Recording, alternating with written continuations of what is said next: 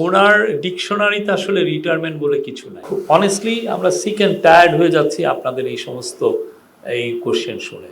Chief adviser যখন শেখ হাসিনার 15.5 বছর ওনাকে যে নির্মমভাবে হ্যারেস করা হয়েছে, তখন কি ওনারা বিদেশে গিয়েছেন? উনি একজন গর্বিত বাংলাদেশী।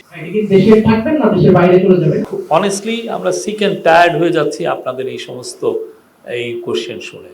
চিফ অ্যাডভাইজার যখন শেখ হাসিনার 15.5 বছর ওনাকে যে নির্মমভাবে হ্যারেস করা হয়েছে, তার গ্রামীণ ব্যাংকে উনি প্রতিষ্ঠিত প্রতিষ্ঠান, সেখান থেকে ওনাকে জোর করে সরিয়ে দেওয়া হয়েছে, তার নামে অপপ্রচার করা হয়েছে, তাকে শেষে এসে প্রায় 200টা কেস দেওয়া হয়েছে, তখন কি উনি বিদেশে গিয়েছেন?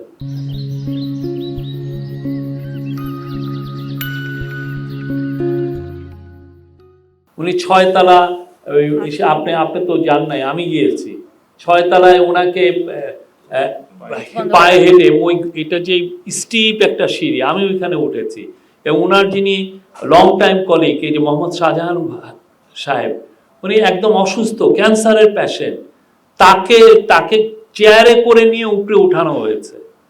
তো তখন কি ওনারা বিদেশে গিয়েছেন? উনি একজন গর্বিত বাংলাদেশী, খুবই প্রাউড বাংলাদেশী। যারা এগুলো প্রশ্ন করেন, প্রশ্ন করার আগে একটু ভেবে দেখেন আপনি কি প্রশ্নটা করছেন। ওনার ডিকশনারিতে আসলে রিটায়ারমেন্ট বলে কিছু নাই। উনি হয়তোবা 17 তারিখে যখন শপথ পড়ানো হয়ে যাবে, উনি ফিরে এসে দেখবেন যে নতুন একটা কাজে নিয়ে ভাবছেন বা এটা নিয়ে যুক্ত হয়ে পড়েছেন। তো উনি আগের যে কাজগুলো উনি করতেন সেগুলোই তো থাকবে। উনি সোশ্যাল বিজনেসের উপরে কথা বলেন, সোশ্যাল বিজনেস পুরো পৃথিবীতে যাতে ছড়িয়ে পড়ে সেই জন্য উনি এটা নিয়ে সারা বিশ্বেই কথা বলেন।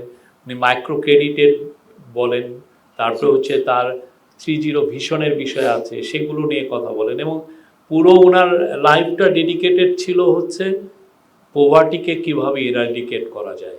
সেই কাজটা উনি এখন পর্যন্ত করছেন, আগামী দিনগুলোতেও উনি করবেন। এছাড়া ওনার এনভায়রনমেন্ট একটা বড় ইস্যু, সেই বিষয়ে যাতে নেট জিরো কার্বন এমিশন আমরা যেতে পারি, কেননা পৃথিবীকে তো বাঁচাতে হবে।